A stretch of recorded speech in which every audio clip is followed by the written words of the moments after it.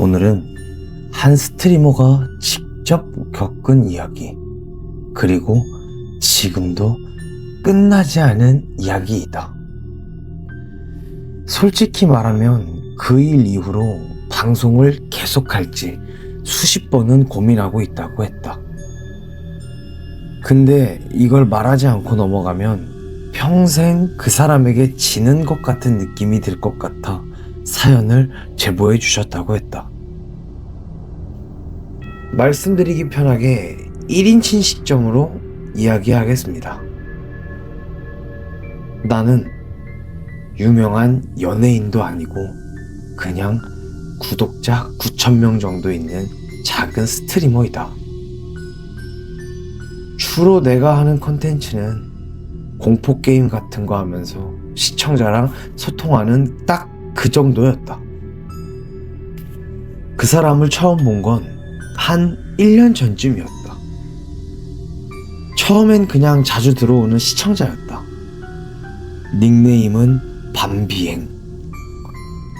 처음엔 존재감도 없을 만큼 그냥 평범했다. 근데 어느 순간부터 방송을 켜면 제일 먼저 오는 사람, 채팅도 가장 활발한 사람, 후원도 제일 많이 하는 사람이 돼 있었다. 처음엔 나도 너무 고마웠다. 나 같은 작은 스트리머에게는 그런 존재가 큰 힘이 되기 때문이었다. 그러던 어느 날 방송이 끝나고 DM이 왔다. 오늘 방송 재밌었어요. 잘 주무세요. 나도 간단히 답을 했다. 감사합니다. 좋은 밤 보내세요. 진짜 딱 그 정도의 사이였다. 하지만 그 사람이 이상해진 건 내가 다른 여성 스트리머와 합방을 한 뒤부터였다. 합방이 끝나고 나니 밤비행에게서 이런 DM이 날라왔다. 누구랑 방송하시는 건 상관없는데 님은 저만 보면 안 돼요? 나는 그냥 농담인 줄 알았다. 아니 왜요? 제가 뭐 당신 여자친구예요? 그러자 딱 한 줄의 답장이 날아왔다. 왜요? 그럼 안 돼요? 그때 처음으로 느꼈다. 아, 이거 농담 아니구나. 이 사람 진짜 진심으로 이야기하는구나라고. 그날 이후로 밤비행의 DM이 급격히 늘어났다. 처음엔 잘 지내세요? 밥 드셨어요? 이 정도였지만 점점 새벽마다 20개, 30개씩 DM이 쌓여 있었다. 왜 답장 안 하세요? 저 무시하시는 거예요? 님, 요즘 나한테 거리 두는 거 맞죠? 나는 최대한 부드럽게 말을 했다. 제가 답장을 잘 못하는 편이에요. 너무 부담 갖지 마세요. 그러자 갑자기 말투가 바뀌었다. 씨발, 나를 왜 밀어내요? 나 진짜 미치게 만들지 말라고 했죠.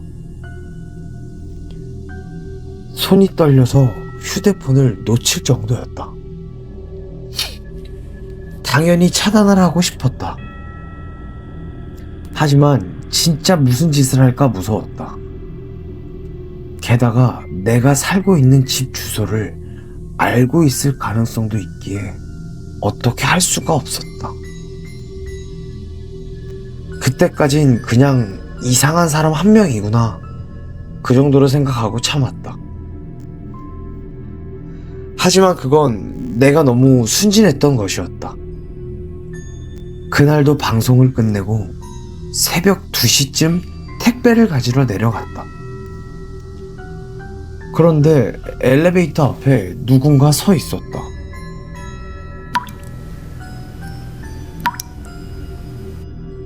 옷은 젖어 있었고 물기 때문에 바닥에 물이 뚝뚝 떨어지는 소리가 났다. 얼굴은 보이지 않았지만 몸이 이상하게 떨리고 있었다. 그건 추워서 떠는 게 아니었다. 뭔가 억지로 눌러 참고 있는 떨림 같았다. 나는 조심스럽게 말을 걸었다. 저기요. 그 순간 그 사람이 내 쪽으로 천천히, 정말 천천히 고개를 돌렸다. 그리고 아주 익숙한 멘트가 들렸다. 님, 왜 답장 안 해요? 그 순간 머리가 하얘지고 다리에 힘이 풀릴 지경이었다. 혹시 밤비행님? 그 사람은 표정 변화 하나 없이 말하였다.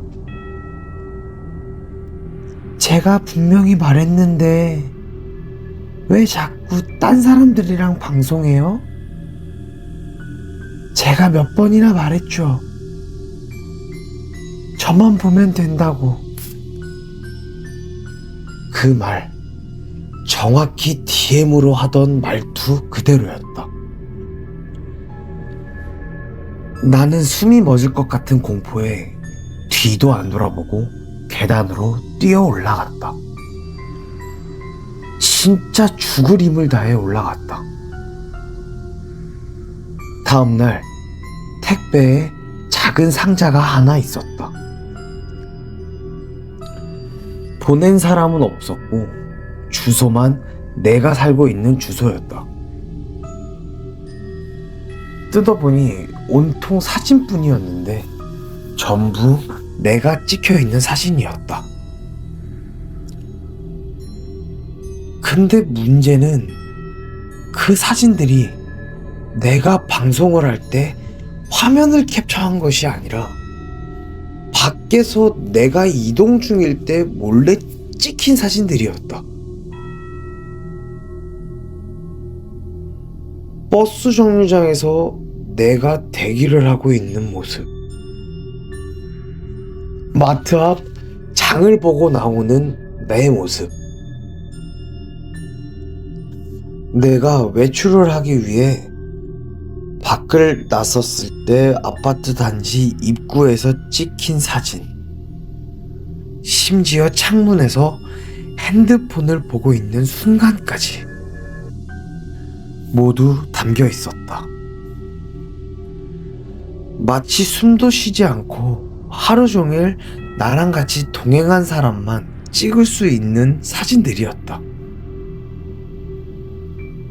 그리고 맨 아래 종이 한 장이 있었다.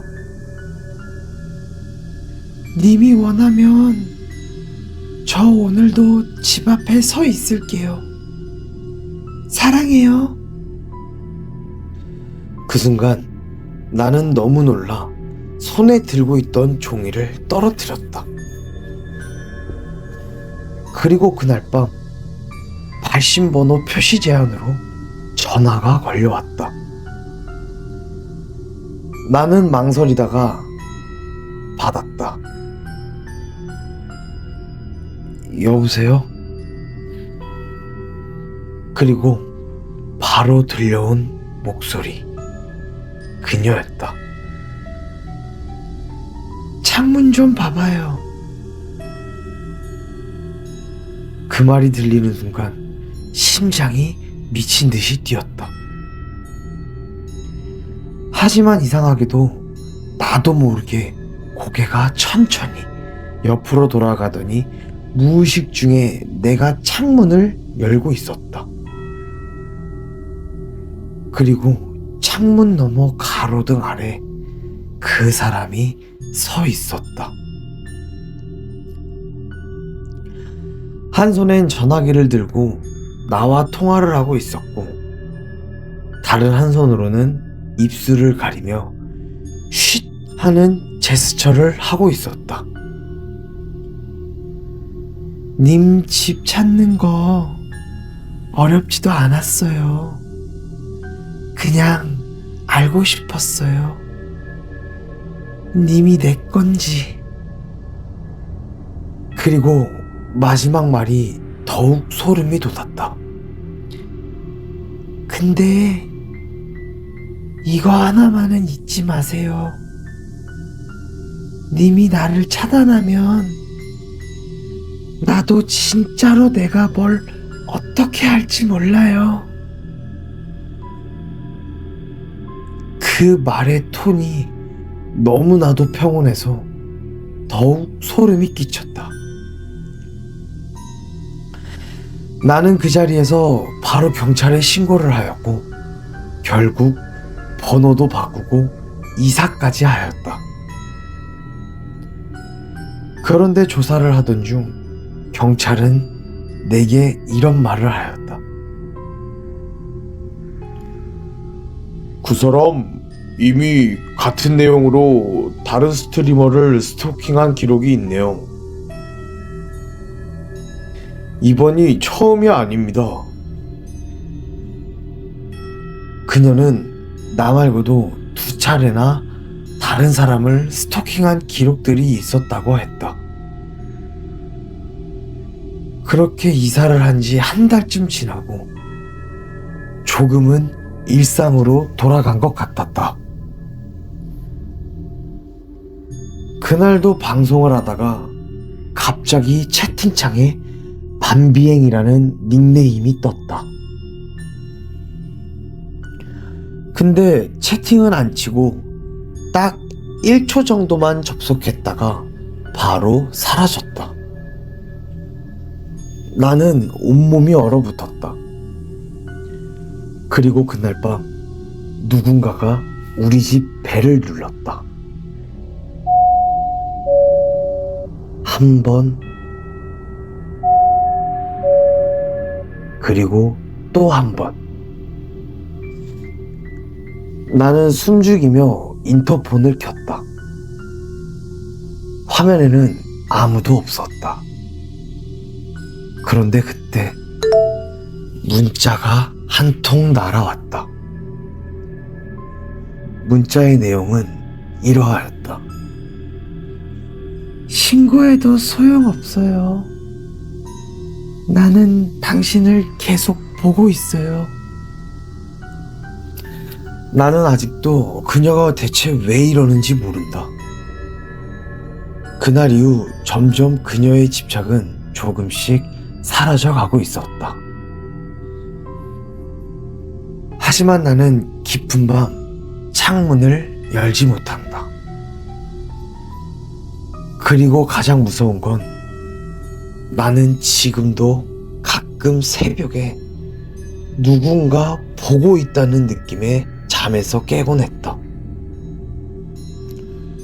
그 사람이 정말로 나를 잊은 걸까? 아니면 아직 내가 어디 사는지 찾고 있는 걸까? 그렇게 새 번호를 사용하고 이사까지 하고 나서야 조금은 숨을 쉴 수 있을 줄 알았다. 하지만 그건 정말 바보 같은 착각이었다. 이사는 했지만 나는 여전히 방송 스트리머였고, 방송을 계속하는 이상 그녀가 나를 찾는 건 언제든 가능한 일이었다. 어느 날이었다. 방송을 준비하고 있는데 갑자기 연락 한 통이 왔다. 경찰이었다.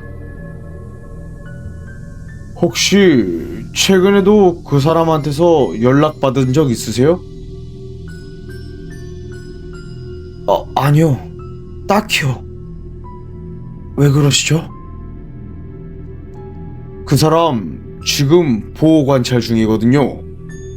그런데 지난주부터 위치 추적기 신호가 계속 끊깁니다. 네? 혹시라도 다시 피해자분 근처에 나타나면 바로 신고하세요. 지난번처럼 넘기지 마시고요. 그 말을 듣는 순간 심장이 얼어붙었다. 그날 밤 방송을 켜기 10분 전이었다. 갑자기 카톡 알림음이 울렸다. 발신자는 모르는 번호였다. 오늘 방송 켜요? 누구지? 나는 숨을 멈췄다. 그리고 직감적으로 알 수 있었다. 혹시나 하는 마음에 나는 답장을 해보았다. 누구세요? 3초 뒤 바로 답장이 왔다. 밤비행이요. 번호 바꾼 거 숨길 수 있을 줄 알았어요? 나는 심장이 철렁 내려앉는 느낌이었다. 그날은 방송을 못했다. 손이 너무 떨려서 마우스를 잡을 수가 없었다. 그 다음 날이었다. 경찰에게 연락이 왔다. 그 사람 찾았습니다. 근데 피해자분 집 근처였어요. 네? 나는 그 말을 들은 뒤 한동안 아무 말도 할 수 없었다. 그 일 이후 나는 정말 진지하게 방송을 그만둘까 고민을 하고 있다.